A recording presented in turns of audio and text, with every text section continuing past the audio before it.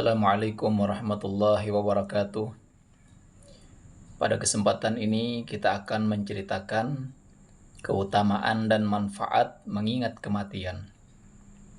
Apakah manfaat dan keutamaannya? Ikuti ceritanya sampai akhir supaya bertambah wawasan dan ilmu pengetahuan kepada kita. Diceritakan bahwa ada seorang raja dan dia memiliki seorang istri yang sangat dicintai dan disayanginya.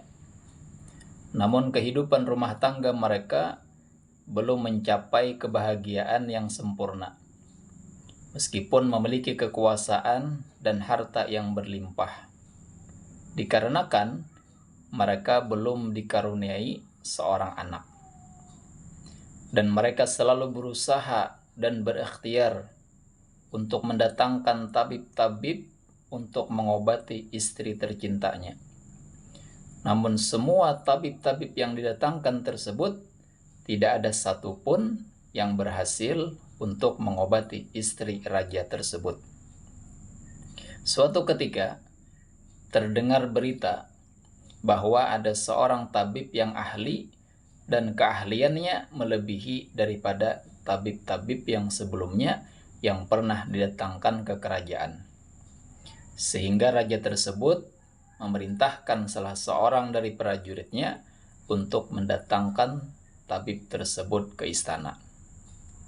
Dan ketika tabib tersebut telah berada di istana dan sudah siap untuk mengobati istri sang raja, ia berkata kepada sang raja, "Wahai sang raja, jika engkau ingin aku obati istrimu, maka jangan ada satupun yang menyaksikan pengobatanku." Dan permintaan tabib tersebut disetujui oleh sang raja.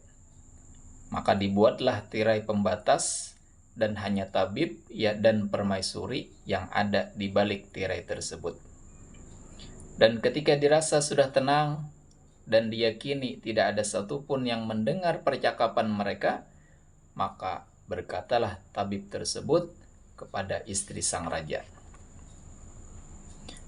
Tabib tersebut berkata, "Aku melihat di dalam pemeriksaanku dan penelitianku terhadap pasien seperti engkau, wahai istri sang raja, maka aku menemukan bahwa tidak lama lagi engkau akan meninggal dunia.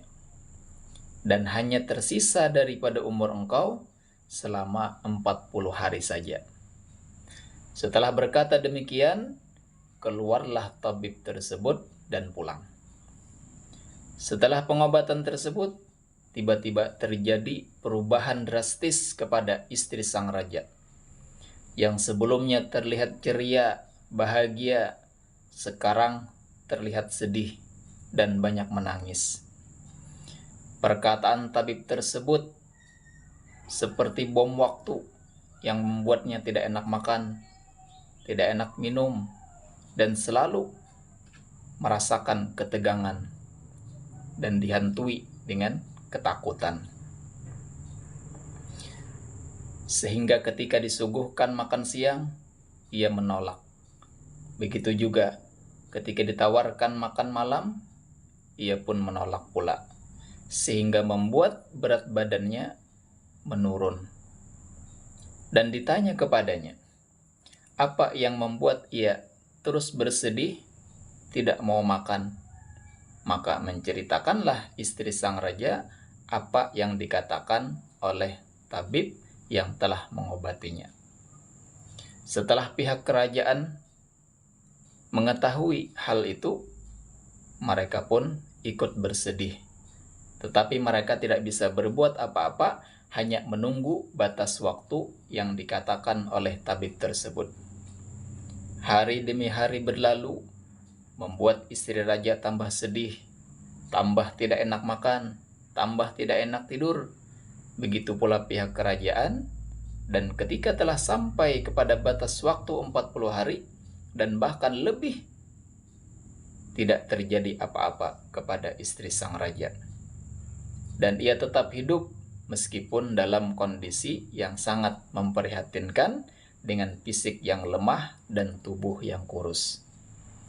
Maka pihak kerajaan kembali mendatangkan tabib tersebut untuk diadili karena telah membuat sedih istri sang raja dengan perkataannya yang tidak sesuai dengan kenyataan.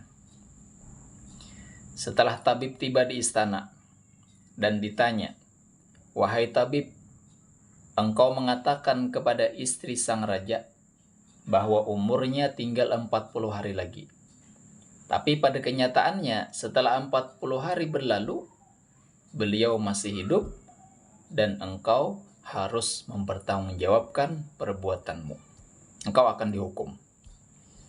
Maka tabib tersebut menjawab, "Aku sendiri tidak mengetahui kapan tiba ajalku. Maka bagaimana aku mengetahui ajal orang lain? Akan tetapi, aku tidak melihat ada obat yang paling ampuh dan efektif kecuali ini saja. Karena aku lihat istri sang raja ini orangnya suka makan sehingga badannya gemuk dan lemaknya tersebut menutupi rahimnya sehingga membuatnya tidak bisa hamil. Dan sekarang lemak yang telah menutup rahimnya sudah hilang dan insya Allah kemungkinan besar sudah bisa hamil." Maka setelah kejadian itu, tidak beberapa lama kemudian, hamillah istri raja tersebut. Nah, inilah salah satu manfaat mengingat kematian, karena dengan mengingat kematian akan membuat kita rajin beramal ibadah. Dan alam berikutnya yang akan kita datangi setelah alam dunia ini adalah alam barzah. Maka waspadalah, karena alam barzah ini adalah alam yang menentukan keberuntungan atau celakanya kita di dalam menghadapi alam-alam berikutnya. Oleh sebab itu, sahabat Nabi Shallallahu Alaihi Wasallam yang bernama Sayyidina Utsman bin Affan radhiyallahu anhu, beliau ketika mendengar cerita-cerita tentang neraka, beliau tidak menangis.